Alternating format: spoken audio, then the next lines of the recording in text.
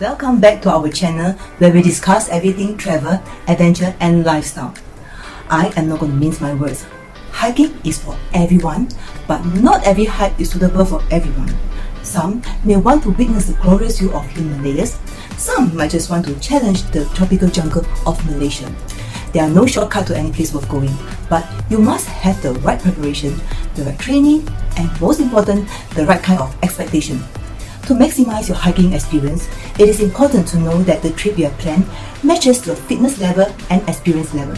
This is a very important safety consideration. Don't go just because somebody drew you. In this video, Shucha will share with you what are the different types of adventure trips and important factors to consider when you sign up for the next one.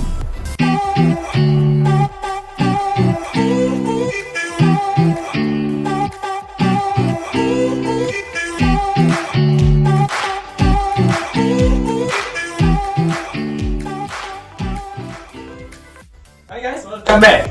This is Sucan again. Okay. Previously, when we do a video on the layering, a lot of you actually requested from us, like mentioned, how do you choose a hiking trip? How do you choose what kind of trip you should go first and all that? Because I mentioned in the video about the field of practice. When you choose how to do layering, you need to know where you are going. So this has been a lot of comment that you guys posted. Okay, so we have many different trips in meetup. Usually you can see listed online, and how do you choose which one you should go first, which one is easier, what should you do if you are a beginner. So for the type of hiking, usually it can be divided into 4 broad categories. It really depends. When you read online, there are different type of how people categorize hiking trips. But in general, for us in Adventure Limited, we say there are 4 categories.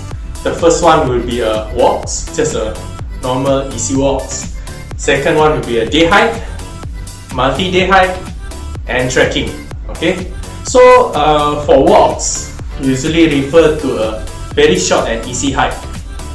This is usually very suitable if you have not hiked before. You just wanted to start. You can do it even in Singapore itself. Go to Pulau Ubin, go to MacRitchie, go to Bukit Timah. This is what you should do to try out the hike. Okay, whether it's suitable for you or whether you like it or not. Okay, so from there progressively you can go to a day hike. Usually when we talking about day hike, we refer to the hike to Malaysia. When we go to Malaysia, there is many different bukit or gunungs or mountains which you can explore in the area. So a day hike, as the name suggests, refer to the hiking that can be done in the span of 1 day. It can be either short or be slightly longer, maybe between 2 hours all the way up to 5 to 6 hours. This is again a good start for you to start exploring hiking in overseas, because the terrain compared to Singapore will be quite different. One easy example that is very accessible from Singapore would be Lambak in Kluang in Malaysia, or you can go to places like Gunung Pulai in Pulai itself. And for those that enjoy day hike, usually we progress to multi-days hike. Multi-days hike refer to hiking trips which is offer several days, usually 3 days, 2 nights or longer, and usually it involves different type of accommodation as well. It can be camping, it can be staying in a guest house, or sometimes you actually might actually find accommodation along the way, like tea houses such as in Nepal. One easy example will be the Kumano hike and also the Camino hike. So those are good for beginners who wanted to do multi-days hike because the accommodation is good. Then you can also progress slowly to Nepal area, the Himalaya hike. Some of the area provided a good accommodation in the form of tea house. And if you're looking for something harder, you can actually go to Taiwan 100. This is usually quite what we consider a hardcore multi-days hike where you actually do camping, or the guest house or the campsite is very limited facility. So what is the difference between multi-days hike and trekking? When we talk about multi-days hike, it's the profile of the hike is usually tend to be easier. You split it into several days, each day is shorter. But for trekking, it tends to describe a very long multi-days hiking, can be over like within 5 days or longer. One good example would be again Taiwan 100 and the Great Himalayan Trail. As you know, Everest Base Camp Track is one good example of trekking.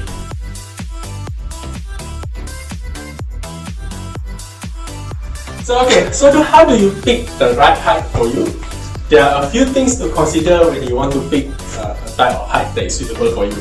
I guess it depends on your readiness. Are you a beginner or are you a more experienced or seasoned hiker? Okay.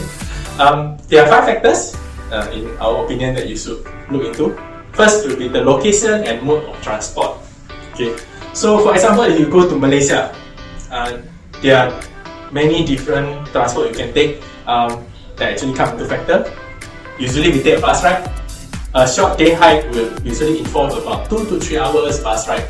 But if you do for the things like Ipoh area or Perak area, you actually have to take about 10 hours bus ride. Then there is also the 4-wheel drive that you have to take if you go to places that is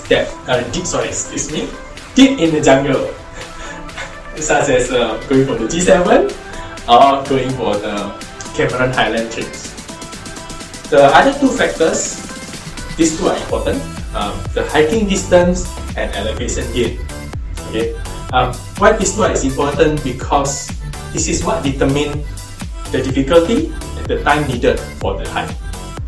So, for example, usually the height of mountain, people say the higher it is would be the more difficult it is, which is not necessarily so, because you have to look at the elevation gain. Say hike to Bromo, which is actually about 2,300, close to 2,004 meters, which is actually easy. A lot of people consider it very easy because you start only at 2,200 meters or so. You only have 200 meters of actual elevation gain. Compare that to a hike, say, what I mentioned earlier, to Lambak, 500 meter mountain, but you actually start almost close to 0. So actually you go, you gain about 400 plus meters elevation gain. So this determines the hiking distance that you have to take. For example, another example would be the G7 hike in Malaysia. Although all of them are actually only 2,000 meters in height, usually it takes us over several days because the hiking distance to reach the actual summit can be very far. Gunung Tahan, for example, will require you, depending on the trail that you take, maybe up to 40 kilometers, and some of them would be 100 kilometers long, over 6 to 7 days. This is referring to some of the trail, not all the trail. Okay, so these 2 factors determine the difficulty of the hike and the time needed for the completion of the hike.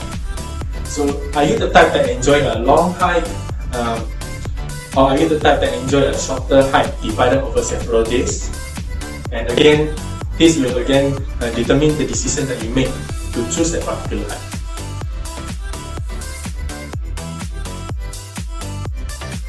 Okay guys, so that being said, with so many factors of how to choose the hike, it can be quite difficult or can be quite confusing on choosing a hike. Okay, so it's important that you do research.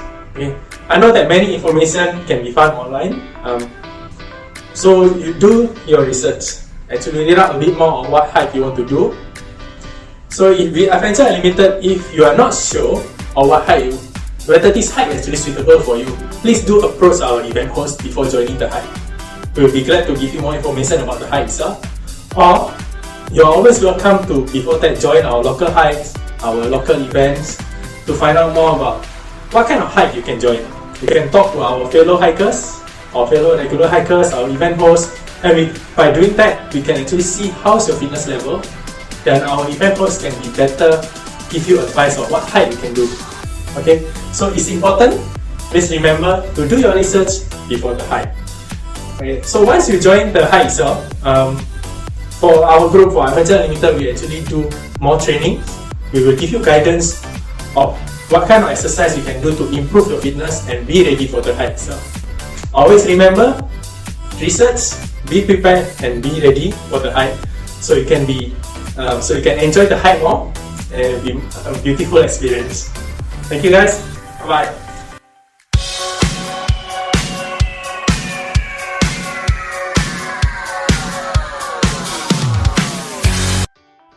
Thank you for watching this video. We hope by now you have a better understanding of the different hiking trips and the important factor to consider before you sign up for the next one. This is episode 2 of the Hiking Essentials by Adventure Unlimited. We make a video once a week to share with you tips on hiking. If you have learned something from us today, please remember to like this video and subscribe to our channel. If you'd like to ask a question, do leave in the comment section below. So until next week, see you. Bye.